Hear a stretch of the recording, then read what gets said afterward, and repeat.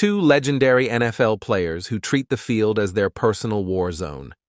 Emmitt Smith versus Barry Sanders and their never-ending feud has always been a source of amusement for their fans. Let's get into the most enjoyed rivalry cherished by NFL enthusiasts. Let's first talk about the incredible Emmitt Smith. He was born in Pensacola, Florida, and that's where his football journey began. As a young boy, he started playing the game and quickly showed his talent. He went to Escambia High School, where he made a name for himself as one of the best runners in American high school football history. His skills on the field were unmatched, and he became the second leading rusher in the history of American high school football. Smith then chose to forego his senior year of eligibility and play professionally. The Cowboys selected Smith in the first round of the 1990 NFL Draft with the 17th overall pick. During his long professional career, he rushed for 18,355 yards, breaking the record formerly held by Walter Payton. He also holds the record for career rushing touchdowns with 164. Smith is the only running back to ever win a Super Bowl championship, the NFL Most Valuable Player Award, the NFL Rushing Crown, and the Super Bowl Most Valuable Player Award all in the same season. He is also one of 4 running backs to lead the NFL in rushing 3 or more consecutive seasons. Smith is also one of only 2 non-kickers in NFL history to score more than 1,000 career points. Smith was inducted into the Pro Football Hall of Fame in 2010 and the College Football Hall of Fame in 2006. Now moving on to the heroic Barry Sanders, he played for the Detroit Lions of the National Football League for 10 seasons. Sanders led the league in rushing yards 4 times and in rushing touchdowns once, establishing himself as one of the most elusive runners in the history of the NFL with his quickness and agility, despite being only 5 ft 8-inch tall. Sanders played college football for the Oklahoma State Cowboys.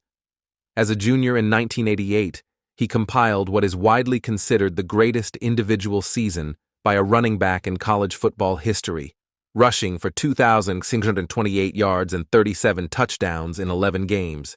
He won the Heisman Trophy and was unanimously recognized as an All-American. Sanders was selected by the Lions in the 1989 NFL Draft and had an immediate impact in his rookie season, winning the NFL Offensive Rookie of the Year award. In 1991, Sanders helped lead the Lions to their first postseason win since 1958. In 1994, Sanders was awarded the NFL Offensive Player of the Year award. In 1997, he rushed for 2,053 yards in the regular season and was co-awarded the NFL Most Valuable Player award alongside his second NFL Offensive Player of the Year award.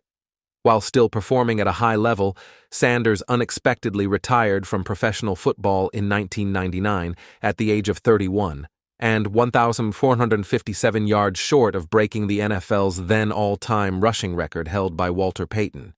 In each of his 10 seasons, he was selected to a Pro Bowl and All-Pro team.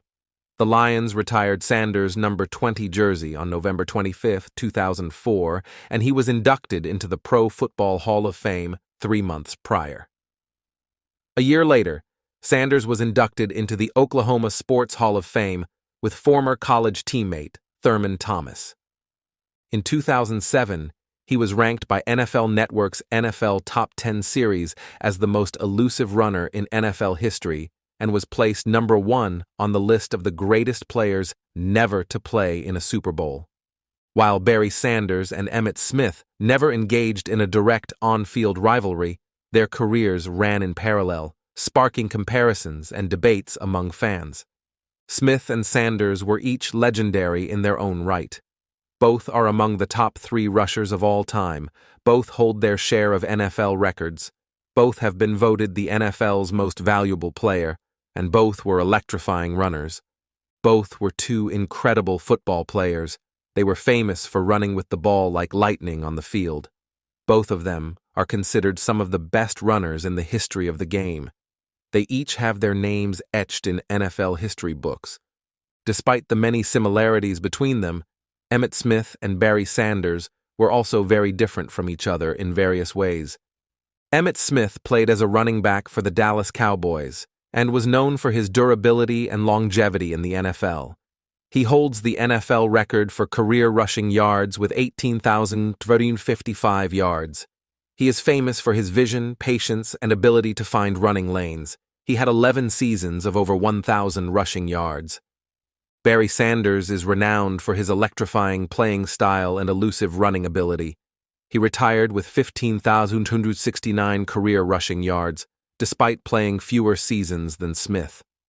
Sanders spent his entire career with the Detroit Lions, earning numerous accolades including MVP in 1997. He was known for his incredible agility, quick cuts, and ability to make defenders miss tackles. Sanders led the league in rushing 4 times and retired at his peak, shocking the football world with his early retirement in 1999. Off the football field, Emmitt Smith and Barry Sanders share a genuine fondness for each other. Despite their on-field rivalry, they have frequently complemented each other's playing styles, showcasing a deep respect for one another. In an interview, when Emmitt Smith was asked about Barry Sanders, he had some high praise to share. Smith said, "Barry Sanders is the greatest running back of all time. He was a once-in-a-generation talent, and watching him play was truly special." By calling Sanders the greatest running back of all time, Smith acknowledged Sanders' unique abilities and the impact he had on the sport. Similarly, in a talk show, when the interviewer asked Barry Sanders about his thoughts on Emmitt Smith, Sanders said, "He was so amazing at making people miss out of the space, he was ridiculous. And to me, he's the best running back I've ever seen play the game, in terms of what his skill set offers. That's just my personal opinion." Sanders' words showed the immense respect he had for Smith's talent and skills. He was impressed by Smith's ability to evade defenders and create opportunities on the field. Sanders went on to express his belief that Smith is the greatest running back he's ever witnessed, highlighting the unique qualities and abilities that Smith brought to the game. One of the most remarkable aspects of the on-field rivalry between Emmitt Smith and Barry Sanders is the deep admiration and respect they had for each other. This serves as a powerful lesson for all of us, showing that even in the midst of intense competition, it's crucial to maintain respect for one another. Despite facing off against each other on opposite sides of the field, Smith and Sanders shared a bond built on mutual admiration and sportsmanship. They recognized and appreciated each other's talents. Emmitt Smith and Barry Sanders didn't just attract fans with their incredible football skills, they also won over people's hearts with their exceptional behavior both on and off the field. Their fans not only miss their incredible performances on the field, but also miss the excitement of their rivalry and the special bond that developed between them over the years. This brings us to the end of our video. Make sure to subscribe to get more such videos on your feed. Do comment and let us know what you think about these legends. And also, don't forget to tell us who you would like us to cover next. Thank you for watching. We hope to see you again. Michael Irvin versus Deion Sanders. They both just admitted. The intense rivalry between Michael Irvin and Deion Sanders on the field was truly unique, captivating fans who eagerly awaited their confrontations. The competition between them heightened the excitement of each match, making them must-watch events. Starting off with Michael Irvin, born on March 5, 1966, in Fort Lauderdale, Florida. Michael Irvin initially enrolled at Piper High School in Sunrise, Florida. Later, he emerged as a football standout at St. Thomas Aquinas High School in Fort Lauderdale. During his time at St. Thomas Aquinas, Irvin garnered significant attention from the University of Miami, a renowned collegiate football program which actively recruited him to join the Miami Hurricanes. Under coach Jimmy Johnson at the University of Miami, Michael Irvin achieved remarkable feats, setting school records for career receptions, receiving yards, and touchdown receptions. A key member of the 1987 national championship team, Irvin etched his name in Hurricanes lore with a legendary 73-yard touchdown reception from Steve Walsh in a crucial victory over Florida State, propelling them to the 1988 Orange Bowl against top-ranked Oklahoma Sooners. Recognized 3 times as an All-American by the Newspaper Enterprise Association, Irvin earned second-team honors as a freshman, first team as a sophomore, and second team again as a junior. After his junior year in 1988, Irvin decided to forego his final year of college eligibility and declared himself eligible for the 1988 NFL Draft. Selected as the 11th pick by the Dallas Cowboys in the 1988 NFL Draft, Michael Irvin marked the last first-round selection made under the leadership of long-standing figures, Tex Schramm, Gil Brandt, and Tom Landry. Schramm expressed confidence in Irvin's ability to invigorate the Cowboys' fortunes. Making an immediate impact, Irvin became the first rookie receiver in Cowboys history to start a season opener in 2 decades. He scored his first NFL touchdown in the opening game against the Pittsburgh Steelers and recorded 3 touchdown catches in a victory over the Washington Redskins later in the season. Despite a challenging 3-13 season for the Cowboys, Irvin led the NFC in average yards per catch, finishing with a remarkable 20.4-yard average per reception. In 1989, the Dallas Cowboys, under new head coach Jimmy Johnson, faced continued struggles, ending the season with a dismal 1-15 record, the franchise's worst in history. Michael Irvin, hampered by injuries, played only 6 games that season. Despite showing promise with a strong start, Irvin suffered a season-ending torn anterior cruciate ligament, ACL, in his right knee during a game against the San Francisco 49ers in October 1989, leading to his placement on the injured reserve list for the remainder of the 1989 season and the first 3 games of the 1990 season. In 1990, Irvin's season began slowly, with his first reception not occurring until the 7th game. Nonetheless, he finished the season with 20 receptions for 413 yards, showcasing an impressive average of 20.7 yards per catch. Before his injury, Irvin was nearly traded to the Los Angeles Raiders to bolster the Cowboys' talent and potentially pair him with Tim Brown. However, Raiders owner Al Davis dissuaded Johnson from the trade, citing concerns about the Cowboys' receiving corps. Instead, Johnson orchestrated the infamous Herschel Walker trade with the Minnesota Vikings. The possibility of trading Irvin arose partly due to then-offensive coordinator David Shula's belief that Irvin lacked speed and teamwork. However, with Norv Turner taking over as offensive coordinator and expressing confidence in Irvin's potential to excel, the notion of trading him dissipated. In 1991, Michael Irvin played a pivotal role in leading the Dallas Cowboys to the playoffs, showcasing remarkable stats including 93 receptions, second in the NFL, 1,523 receiving yards, first in the NFL, and 8 receiving touchdowns. He set a franchise record with 7 100-yard games and earned his first Pro Bowl selection, marking the start of 5 consecutive Pro Bowl appearances. Irvin continued his success in the following years, contributing significantly to the Cowboys' Super Bowl victories in 1992 and 1993.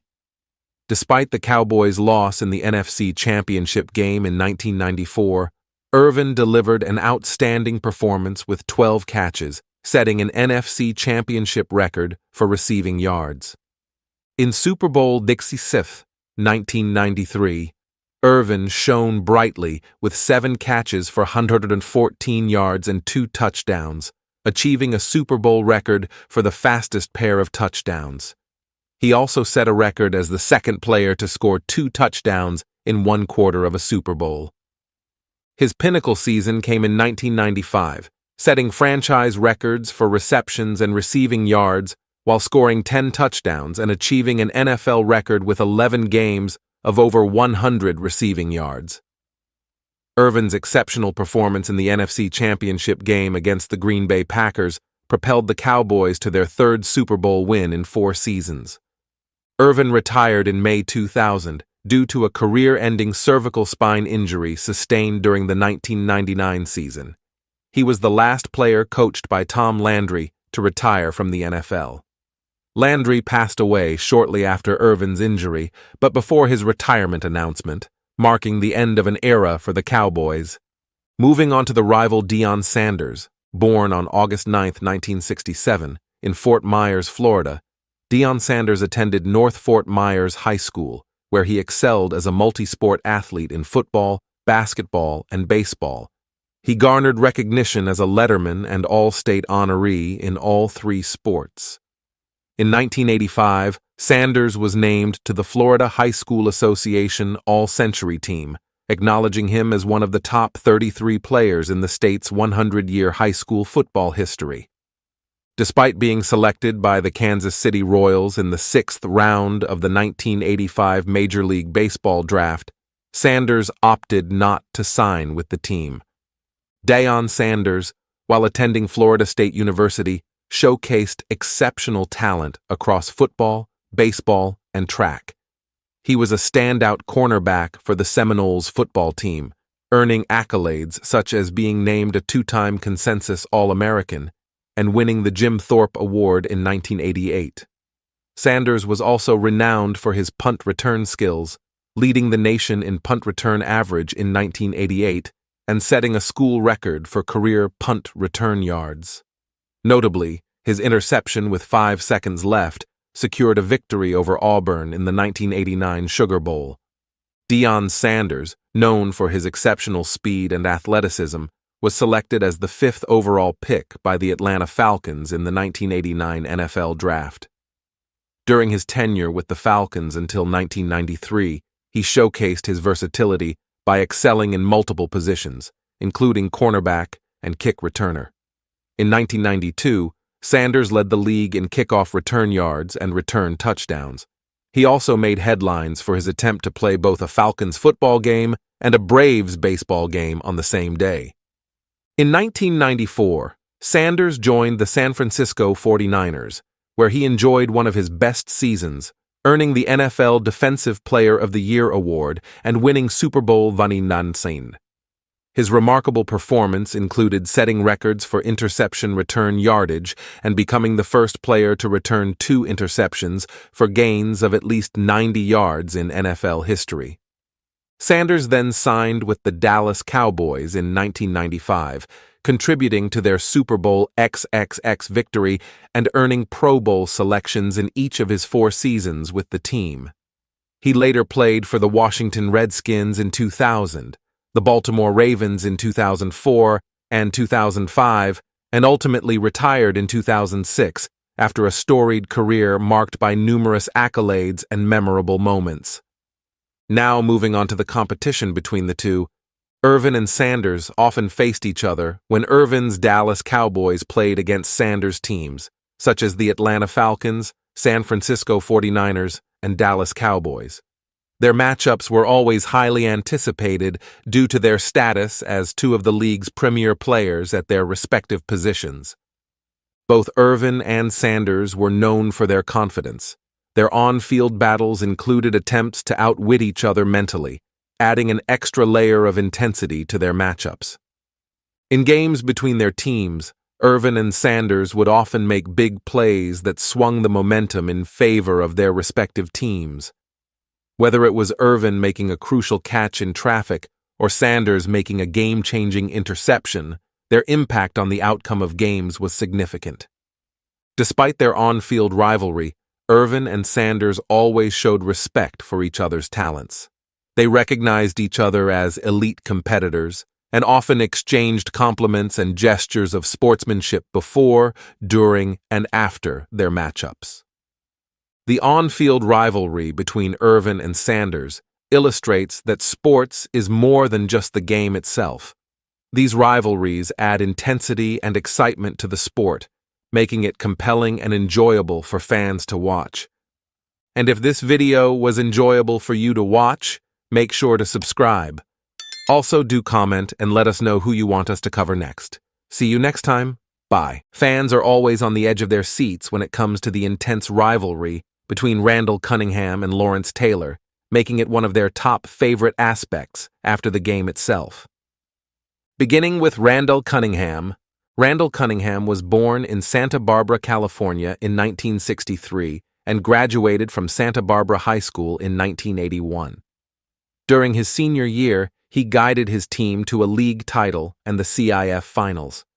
Additionally, he participated in track and field at SBHS, excelling in the high jump, while his older brother Frank was the state champion in the shot put. Following high school, Cunningham enrolled at the University of Nevada, Las Vegas, UNLV. He earned recognition as a punter on the college football All-America team in both 1983 and 1984. In 1984, his senior season, he led the UNLV Rebels to an impressive 11-2 record, which was later adjusted to 0-13 due to the discovery that several players were ineligible. Cunningham, drafted by the Philadelphia Eagles in the second round of the 1985 NFL Draft, quickly showcased his remarkable scrambling ability despite initial struggles with accuracy. Under the coaching of Buddy Ryan in 1986, Cunningham became the Eagles' starting quarterback due to injuries to the incumbent Ron Jaworski. By 1987, he solidified his position as the starter. Cunningham reached elite status in 1988, becoming the first black quarterback elected as a starter in the Pro Bowl. He led the Eagles to the NFC Eastern Division Championship and set playoff franchise records in passing yards during the Fog Bowl playoff game against the Chicago Bears. In 1989, he set a franchise record for pass attempts in a regular season game. Cunningham's athleticism was further highlighted when he threw a 95-yard touchdown pass against the Buffalo Bills. He also recorded the second most rushing yards ever for a quarterback at the time. However, Cunningham's career faced a setback in 1991 when he suffered a season-ending ACL injury. Despite a successful return the following season, injuries and a shift in offensive strategy led to his benching in 1994. Feeling unappreciated, he retired from football after the 1995 season. Cunningham left Philadelphia ranking third in rushing yards and second in passing yards in Eagles history. He still holds franchise records for yards per rush attempt, sacks taken, and yards per pass attempt in playoff games. Cunningham made a comeback to the NFL in 1997 with the Minnesota Vikings, reuniting with former teammate Chris Carter. In his first season, he led the Vikings to a dramatic playoff victory against the New York Giants, but fell short in the divisional round against the San Francisco 49ers. His peak came in 1998 when he guided the Vikings to a remarkable 15-1 regular season record. Cunningham's stellar performance included 34 touchdown passes and a league-leading passer rating of 106.0. He formed a potent offensive combination with receivers like Carter and rookie Randy Moss. Despite setting records, the Vikings suffered a heartbreaking loss to the Atlanta Falcons in the NFC Championship game, missing out on the Super Bowl. However, Cunningham's success waned in the following season, leading to his benching in favor of Jeff George after a string of interceptions. With Dante Culpepper taking over as the starter in 2000, Cunningham was released from the team. Cunningham's journey in the NFL continued in 2000 when he signed with the Dallas Cowboys as backup to Troy Aikman. However, when Aikman suffered season-ending concussions, Cunningham stepped up as the starting quarterback, though the team struggled with a 1-2 record under his leadership. One memorable moment was his return to Philadelphia, where he received a mixed reception from Eagles fans. In 2001, Cunningham joined the Baltimore Ravens, reuniting with coach Brian Billick. Despite initially being intended as the third-string quarterback, he earned the backup position behind Elvis Gerbach and went 2-0 as a starter. After a brief stint with the Ravens, Cunningham officially retired as an Eagle in 2002. Throughout his 16-year career, he amassed impressive stats, including over 29,000 passing yards, 207 touchdowns, and nearly 5,000 rushing yards with 35 rushing touchdowns. He retired as the NFL's all-time leader in rushing yards and carries for a quarterback, a record later broken by Michael Vick. Moving towards Lawrence Taylor. Lawrence Taylor, born to Clarence and Iris Taylor in Williamsburg, Virginia, graduated from Lafayette High School in 1977.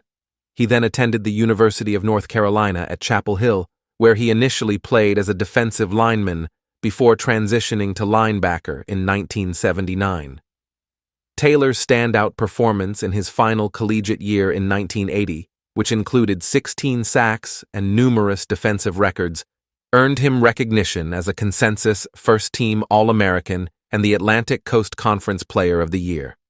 Known for his intense and aggressive style of play, Taylor left a lasting impression on the coaching staff at UNC. In the 1981 NFL Draft, Lawrence Taylor was highly sought after, with 26 out of 28 NFL general managers preferring him as the top pick. However, the New Orleans Saints, who held the first pick, opted for George Rogers instead. This decision left the New York Giants with the opportunity to select Taylor as the second overall pick. Despite initial reservations about playing for New York, Taylor embraced the opportunity after receiving support from Giants players and coaches, including Harry Carson. Taylor quickly made an impact during training camp, earning the nickname Superman from teammates due to his extraordinary talent and performance on the field. His remarkable abilities were evident in his NFL exhibition debut, where he recorded 2 sacks against the Chicago Bears. Taylor's aggressive style of play and disruptive presence on the field earned him admiration from teammates and opponents alike, with Pittsburgh Steelers quarterback Terry Bradshaw recalling his relentless pressure during a game. Throughout his career, Taylor had a complex relationship with Giants coach Bill Parcells, who pushed him hard to excel. Despite initial friction, Parcells recognized Taylor's talent and appreciated his tenacity, acknowledging his mean streak in private conversations. Taylor made his NFL debut in 1981, playing for the New York Giants. Despite a penalty in his first game, Taylor's rookie season was exceptional, earning him both the NFL Defensive Rookie of the Year and Defensive Player of the Year awards. His arrival significantly bolstered the Giants' defense, leading to a notable reduction in points allowed compared to the previous season. In the 1982 season, marked by a player's strike, Taylor showcased his exceptional skills with a memorable interception returned for a touchdown against the Detroit Lions. He continued to dominate, earning his second consecutive Defensive Player of the Year award. Under new head coach Bill Parcells in 1983, Taylor faced challenges, including a holdout and playing out of position due to team struggles. Despite the difficulties, he achieved All-Pro status for both outside and inside linebacker positions, a first in NFL history. Off-field issues and negotiations with the USFL marked this period. The Giants improved in 1984, with Taylor continuing his stellar performance, securing his 4th All-Pro selection. The 1985 season saw Taylor's impact on full display, leading the NFL in sacks and contributing to memorable moments like his sack of Joe Theismann, resulting in a career-ending injury. Though the Giants made the playoffs, they fell short of the Super Bowl, losing to the eventual champions, the Chicago Bears. Lawrence Taylor's career reached its pinnacle in the 1986 season, where he had an outstanding performance, leading the league in sacks and earning the NFL Most Valuable Player award as a defensive player. His dominance helped the Giants to a 14-2 season record and a Super Bowl victory. However, Taylor expressed feeling deflated after achieving so much success. In the following seasons, Taylor faced challenges on and off the field. Despite personal issues, he continued to excel, demonstrating resilience and dedication to his team. His performance remained remarkable, even amid controversies and injuries. Taylor's impact on the Giants was profound, leading them to multiple playoff appearances and memorable victories. As his career progressed, Taylor's production declined due to injuries and changing team dynamics. Despite this, he remained a formidable force on the field until his retirement in 1994. Throughout his illustrious career, Taylor accumulated numerous accolades, solidifying his legacy as one of the greatest defensive players in NFL history. Speaking of the clash between the two, Taylor and Cunningham had several memorable clashes during their careers. As a formidable linebacker, Taylor often pressured Cunningham, the talented quarterback, creating intense moments on the field. These matchups were eagerly anticipated by fans, as they showcased the battle between Taylor's defensive prowess and Cunningham's offensive skills. While there were no personal conflicts between them off the field, their on-field duels added an extra level of excitement to their respective teams' matchups. During games between the Giants and Eagles, Taylor and Cunningham faced off. Taylor, a tough defender, tried to catch Cunningham, who was quick and tricky as a quarterback. In one memorable moment, Taylor chased after Cunningham. Taylor was known for being aggressive, while Cunningham was known for dodging tackles. Taylor moved fast, but Cunningham dodged him, showing how good he was at escaping. This clash showed their skills and made fans excited. Also, before I forget, have you guys subscribed yet? If not, quickly do so, because surely you do not want to miss any further videos. Taylor and Cunningham respected each other's skills during their games. Taylor admired Cunningham's athleticism and quarterback abilities, seeing him as a strong opponent. Cunningham also respected Taylor as a powerful linebacker who influenced the game. Despite their fierce competition on the field, they both recognized each other's talents and contributions to football. The rivalry between Taylor and Cunningham shows us that competition can be a positive force, motivating us to strive for excellence and give our best efforts. Do comment and let us know who you want us to cover next. We will see you soon. Bye. The feud between Keyshawn Johnson and Cris Carter isn't just about football. It goes way beyond that. Their ongoing rivalry has captivated their fans. Let's dive into one of the NFL's most controversial rivalries, which is loved by football enthusiasts everywhere. Let's kick things off by introducing our first player, none other than Keyshawn Johnson.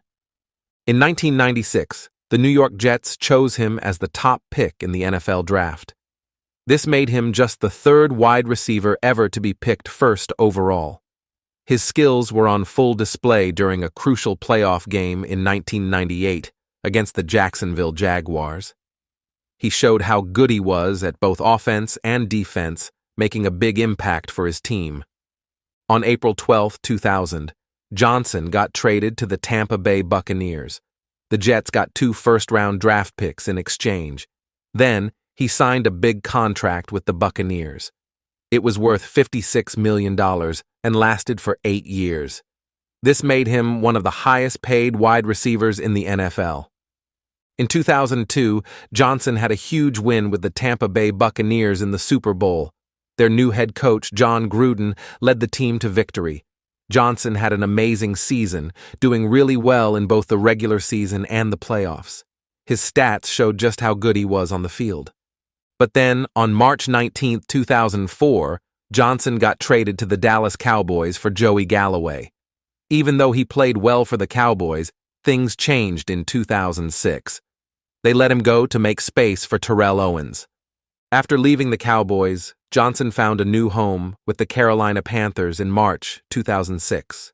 He signed a contract worth $14 million for 4 years. Then, on November 13, 2006, during a Monday Night Football game, something special happened. Johnson made history by becoming the first player to score a touchdown on Monday Night Football with 4 different teams. On May 23, 2007, Johnson made a big announcement. He said he was retiring from the NFL. Even though many teams wanted him to keep playing, he decided to say no to their offers. Following his retirement, Johnson joined the broadcasting team for the 2007 NFL Draft, which was aired on ESPN. Transitioning into the world of sports analysis in the same year, he took on the role of an ESPN analyst for both Sunday NFL Countdown and Monday Night Countdown. In addition to his roles on Sunday NFL Countdown and Monday Night Countdown, Johnson expanded his presence on ESPN by serving as an analyst for the ESPN Who's Now competition. Furthermore, he occasionally stepped in as the host of Jim Rome is Burning when Jim Rome was unavailable, showcasing his versatility and expertise across various sports platforms. Now, let's shift our focus to his rival, who also happens to be an exceptional NFL player, just like himself, the legendary Cris Carter.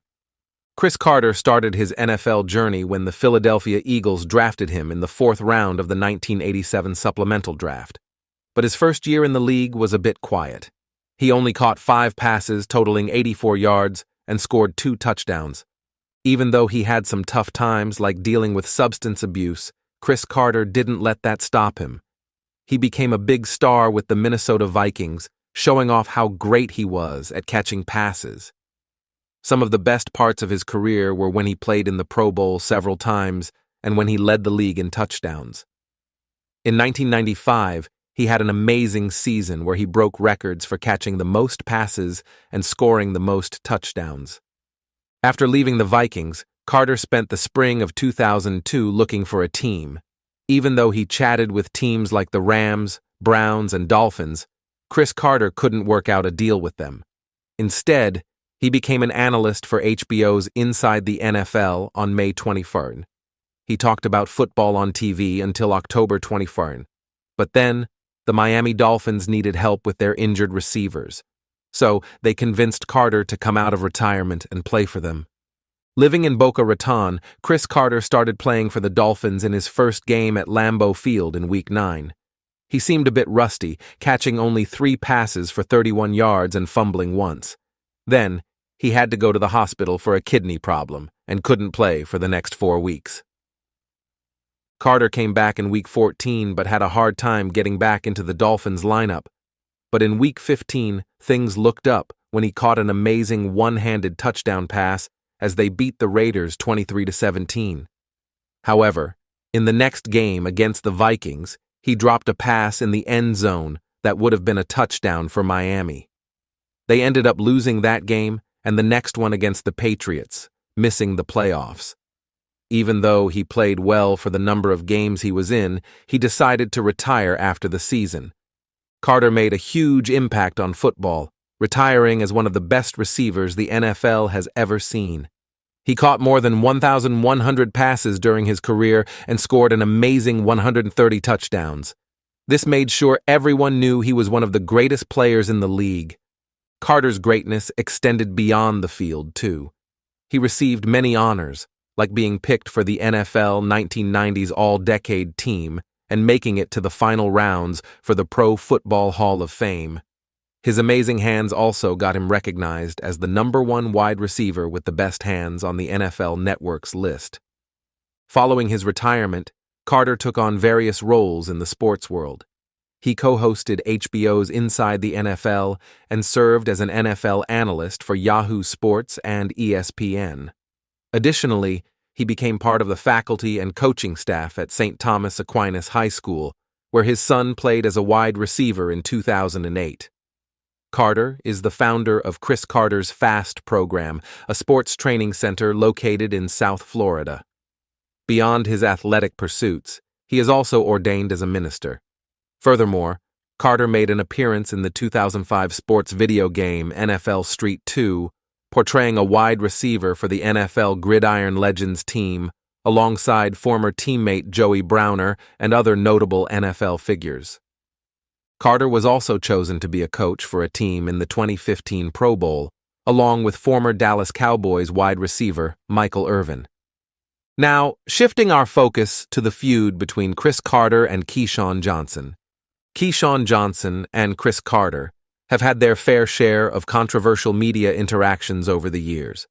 From heated debates on television shows to fiery exchanges on social media, their interactions often make headlines and stir up discussions among fans. During an episode of Keyshawn, Jawil, and Max, the former receiver unveiled his picks for the league's top 5 wide receivers, naming Tyreek Hill, Devontae Adams, Jamar Chase, Stephon Diggs, and A.J. Brown. His choices stirred up quite the reaction, especially from Hall of Fame Vikings receiver Cris Carter, who took to Twitter to express his discontent, suggesting it was time to turn the channel down. In response, Johnson shrugged off the criticism, noting that such lists always manage to anger someone. Their Twitter exchange quickly escalated, sparking drama and grabbing the attention of fans everywhere. And there is no such drama that escapes our eyes, so subscribe if you haven't. Their fiery debates, controversial exchanges, and differing opinions have not only captivated audiences, but also ignited valuable conversations about football and sports analysis. While their rivalry may persist, it serves as a testament to the varied viewpoints and personalities that enhance sports broadcasting. Whether you support Keyshawn or Chris, one thing remains clear: the arguments between these NFL icons promise to last. Now, as we have reached the end, make sure to leave a comment telling us who you want us to talk about next. See you soon. Bye. Sports just wouldn't be the same without those intense rivalries, right? And when you think of legendary rivalries, Ray Lewis versus Eddie George immediately comes to mind. So hop in as we get into their iconic rivalry. Beginning with Ray Lewis. Ray Lewis hails from Bartow, Florida, right in the heart of Central Florida. His mother was only 16 when he was born, and his father wasn't around much during his upbringing. Lewis decided to attend the University of Miami, where he joined the Miami Hurricanes football team. Right from his freshman year, he made a big impact, earning a starting spot in the team's last 5 games. He racked up 81 tackles, 2 sacks, 2 tackles for loss, and 4 pass deflections, earning himself a spot on the freshman All-American team. During his second year, Lewis secured first-team All-American and All-Big East accolades. He topped the Big East with an impressive 153 tackles and added 9 tackles for loss, 2 sacks, and an interception. This stellar performance came as part of a Hurricanes team that boasted the nation's top-ranked defense and wrapped up the season at number 6 in both the writers' and coaches' polls. In his junior year, Lewis continued his remarkable run, once more earning spots on the All-American and All-Big East teams. He came close to claiming the prestigious Butkus Award, given to the best linebacker in college football, finishing as the runner-up. By the end of his junior season, Lewis tallied an impressive 160 tackles, the second highest in the history of the University of Miami football team, following Ed Wysokowski's 164 in 1965. In the 1996 season, his rookie year, he quickly made an impact, earning recognition as AFC Defensive Player of the Week in his debut game. His standout performances led him to be named to USA Today's All-Rookie team. The following season saw Lewis consistently excel, with notable achievements including leading the NFL in tackles in 1999 and being named NFL Defensive Player of the Year in 2000. He played a pivotal role in the Ravens' historic 2000 season, where they boasted one of the greatest defenses in NFL history and won Super Bowl XXXV, with Lewis earning Super Bowl MVP honors. Throughout his career, Lewis remained a defensive stalwart, earning Pro Bowl selections and All-Pro honors multiple times. His leadership and impact on the Ravens' defense were evident in his ability to consistently make plays and inspire his teammates. In his final season in 2012, Lewis announced his retirement, but not before leading the Ravens to another Super Bowl victory in Super Bowl XLV. He ended his career on a high note, showcasing his tenacity and skill one last time on the biggest stage. After retiring, he established the Ray Lewis 52 Foundation, a nonprofit organization aimed at providing personal and economic support to underprivileged youth. The foundation's initiatives include adopting families during the holidays, organizing celebrity auctions and bowling tournaments, hosting events like the Great Maryland Duck Derby, conducting Thanksgiving food drives, and running Ray's Summer Days program. Proceeds from these efforts contribute to funding the foundation's various projects. Beyond his foundation, Lewis has advocated for increased support for disability sports locally and internationally. He has received recognition for his community work, including the JB Award and the Act of Kindness Award. Through his philanthropic endeavors, Lewis demonstrates a commitment to making a positive impact on the lives of disadvantaged youth and individuals with disabilities. Now, moving on to Eddie George. Eddie George, born in Philadelphia, began his football journey with the Abington Raiders in Pop Warner. He later attended The Ohio State University, majoring in landscape architecture while playing for the Buckeyes. In his freshman year, George showed promise with 3 rushing touchdowns in a game against Syracuse, but faced setbacks, notably losing a fumble returned for a touchdown against Illinois. Despite these challenges, George emerged as a key player for Ohio State, becoming the starting running back in his junior year. He excelled in his senior season, setting school records with 1,127 rushing yards and 24 touchdowns. Notable performances included a 207-yard game against Notre Dame and a 314-yard, 3-touchdown game against Illinois. George's stellar senior campaign showcased his versatility, as he also contributed significantly in the passing game, catching 47 passes for 417 yards and a touchdown, a notable improvement from his previous seasons. After his freshman setbacks, Eddie George showcased remarkable ball security, with just 6 fumbles in over 600 rushing attempts over the next 3 years. Ohio State ended the season with an 11-2 record, and George earned unanimous All-American honors. Eddie George, selected 14th overall in the 1996 NFL Draft by the Houston Oilers, had a stellar career. He won the NFL Rookie of the Year award and made 4 consecutive Pro Bowl appearances. George played a pivotal role in the Titans' Super Bowl XP Barf run, gaining 391 combined rushing and receiving yards in the playoffs. Known for his durability, he missed no starts and became only the second running back to rush for 10,000 yards without missing a game. Despite consistent 1,000-yard seasons, George's productivity declined due to heavy workloads and injuries, leading to his release in 2004. He then joined the Dallas Cowboys for a season before retiring in 2006 with impressive career totals, including 10,441 rushing yards and 78 touchdowns. In recognition of his contributions, George had his jersey retired by the Titans in 2019 and became a semi-finalist for the Pro Football Hall of Fame in 2021. Following his retirement, George assumed the role of head coach at Tennessee State on April 13, 2021. He inked a 5-year contract, earning $400,000 per year. Moving on to the part you all have been waiting for, the feud between these two. The feud between Eddie George and Ray Lewis stems from their intense rivalry as NFL players, particularly during their time in the AFC Central Division.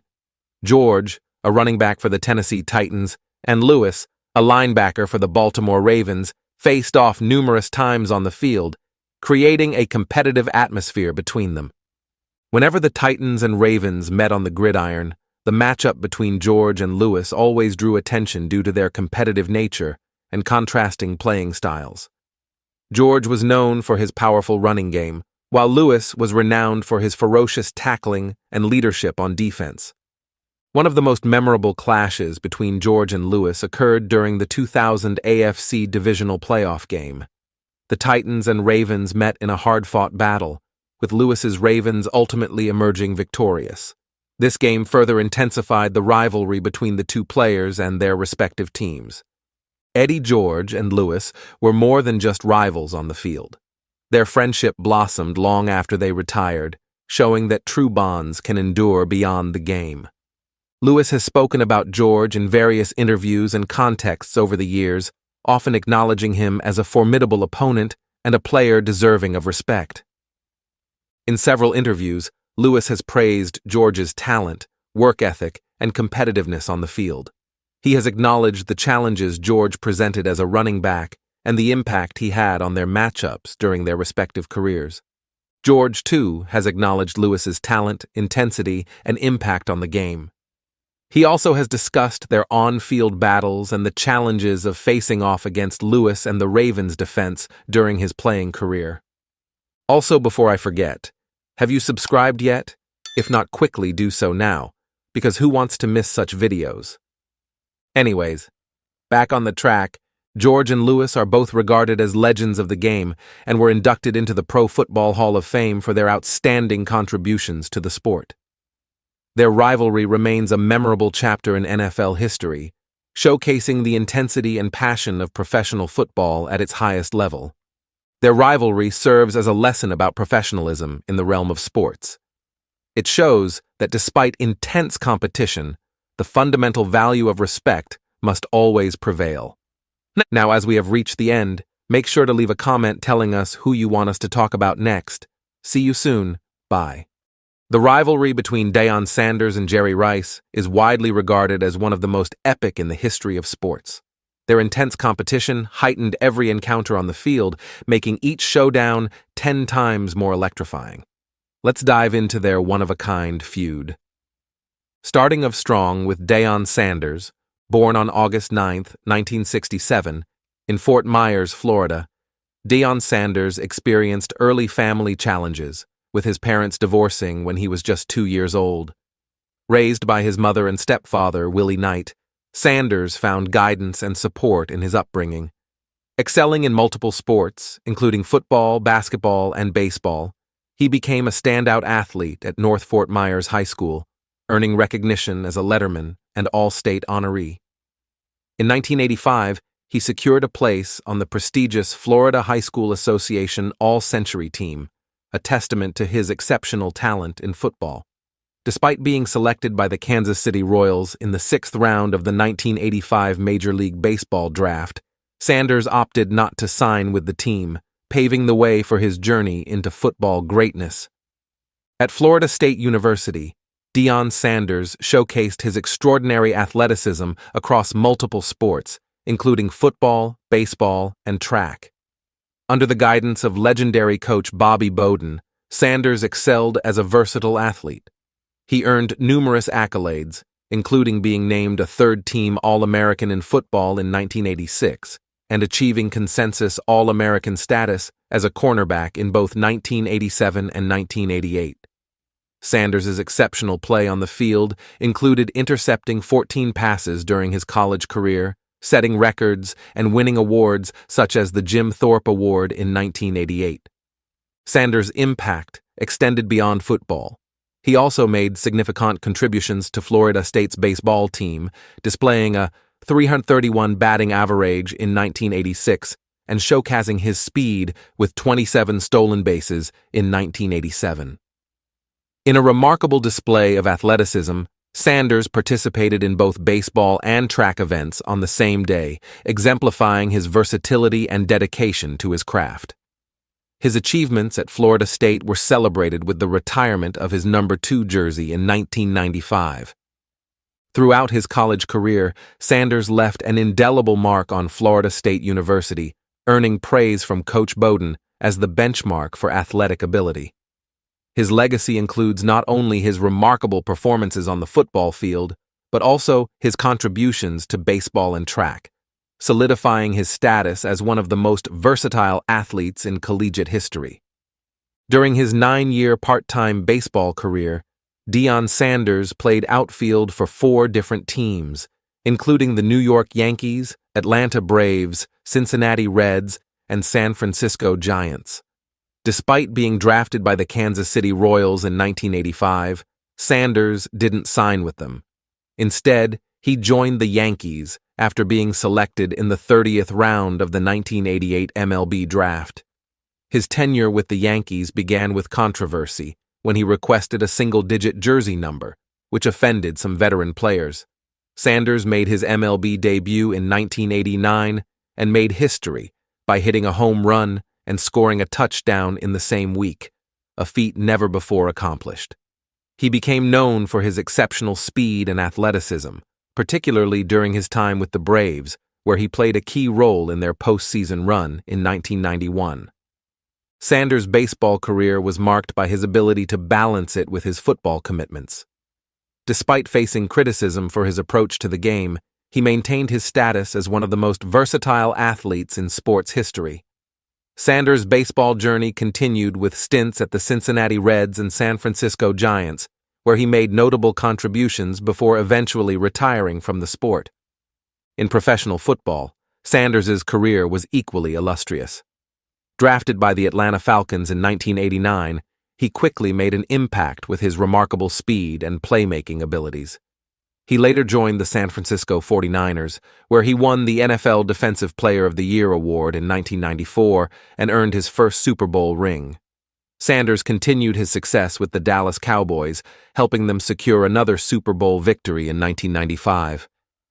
After brief stints with the Washington Redskins and Baltimore Ravens, Sanders retired from football for the final time in 2005. Throughout his career, he made a lasting impact on both the baseball and football worlds, solidifying his legacy as one of the greatest athletes of his generation. Moving on to Jerry Rice, born on October 13, 1962, in Starkville, Mississippi, Jerry Rice initially didn't participate in sports at B.L. Moore High School due to his mother's concerns about football's roughness.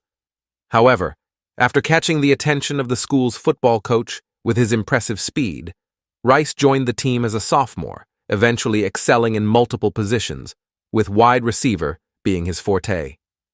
Despite initial resistance from his mother, Rice's determination led him to pursue football, ultimately becoming a standout player in high school. His senior year saw him earn Mississippi All-State honors as a wide receiver, showcasing his exceptional skills despite the small size of his school. Despite interest from various colleges, Rice chose Mississippi Valley State University, drawn by their pass-heavy offense under coach Archie Cooley. During his years at Mississippi Valley State University from 1981 to 1984, Jerry Rice's football career flourished. He formed a dynamic partnership with quarterback Willie Totten, earning them the nickname the Satellite Express. Rice's exceptional performance on the field broke numerous records, including setting NCAA records for receptions and receiving yards in 1983. His senior year in 1984 saw him surpass his own records, with an astonishing 27 touchdown receptions, setting a new NCAA record across all divisions. Rice's collegiate achievements earned him accolades such as being named a first-team Division I-AA All-American and finishing 9th in Heisman Trophy balloting. He concluded his college career with an impressive stat line, eventually earning induction into the College Football Hall of Fame in 2006. Off the field, Rice also formed personal connections, including meeting his future wife, Jackie Mitchell, during his time at MVSU. In his rookie season, Jerry Rice's potential caught the eye of NFL scouts, with both the Dallas Cowboys and San Francisco 49ers showing interest. Despite his doubts about being drafted, the 49ers traded up to select him, impressed by his game-changing abilities. Rice faced competition in training camp but secured a spot on the roster. His rookie year was a mix of promise and struggle, marked by notable performances and occasional drops. The following seasons saw Rice's meteoric rise as a key player for the 49ers. In 1986, he emerged as a dominant force, leading the league in both receiving yards and touchdowns. His exceptional performance earned him Pro Bowl and All-Pro honors. Despite a setback due to an ankle injury in 1988, Rice continued to excel, contributing significantly to the team's success. The pinnacle of Rice's early career came in 1989, when he led the league in receiving yards and touchdowns once again. His exceptional play helped the 49ers secure a 14-2 record, the best in the league.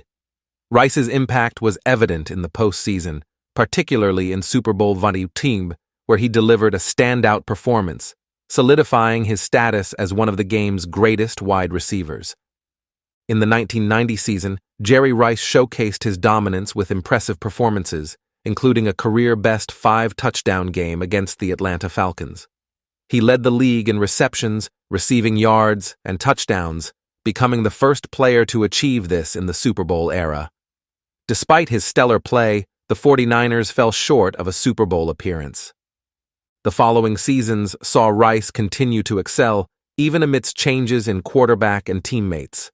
In 1992, he surpassed Steve Largent's career touchdown record, solidifying his place as one of the greatest receivers of all time. Rice's consistency and leadership were evident as he guided the 49ers through multiple playoff runs. However, injuries and team struggles marked the latter part of Rice's tenure with the 49ers.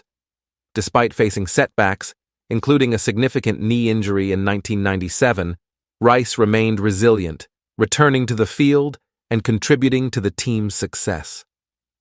As his time with the 49ers came to a close, Rice's legacy as a record-setting receiver and a pillar of the franchise, was firmly established. Jerry Rice's tenure with the Oakland Raiders marked another chapter in his illustrious career. Joining forces with Tim Brown, he formed one of the league's oldest receiving duos and continued to display his exceptional skills. Despite advancing age, Rice remained a formidable threat on the field, contributing significantly to the Raiders' success during the regular season and playoffs. In the 2002 season, Rice had a standout year, amassing impressive stats and earning accolades like his 13th Pro Bowl selection. However, despite a strong postseason run, the Raiders fell short in the Super Bowl, leading to a rare loss for Rice in the championship game. Subsequent seasons saw Rice's production decline slightly, and frustrations arose over his role within the team. Eventually, he requested a trade and found himself with the Seattle Seahawks midway through the 2004 season. Despite his age, Rice continued to make an impact, setting records and contributing to his new team's efforts. After brief stints with the Denver Broncos and Seattle Seahawks, Rice announced his retirement in 2005, concluding a remarkable 20-year career in the NFL. He ceremoniously retired as a member of the San Francisco 49ers, the team where his legendary journey began, leaving behind a legacy as one of the greatest wide receivers to ever play the game. It's not unusual for players to feel some tension when they're playing at the same time, especially if they're competing for similar positions or have different styles of play. This tension can arise from the natural desire to excel and prove oneself on the field. In the case of Jerry Rice and Deion Sanders, both were star athletes known for their competitive spirit and dedication to the game. In the 10 times that Jerry Rice and Deion Sanders faced each other on the field, Rice's team, the San Francisco 49ers, squared off against Sanders' teams, the Atlanta Falcons, and the Dallas Cowboys. Out of these 10 matchups, Rice's 49ers won 5 games and lost 5. Against Sanders, Rice made a significant impact, catching 60 passes for a total of 1,051 yards and scoring 10 touchdowns. On the defensive side, Sanders managed to intercept the ball 4 times during these matchups. Additionally, Sanders showcased his versatility by returning 1 kickoff for a touchdown during these encounters. While there may have been occasional disagreements or clashes, these were likely more about their passion for winning rather than any personal animosity. This illustrates that competitiveness can also be enjoyable, as it encourages us to demonstrate our utmost abilities and strive for excellence. Now, as we have reached the end, make sure to leave a comment telling us who you want us to talk about next. And while you are at it, subscribe too if you already haven't. See you soon. Bye.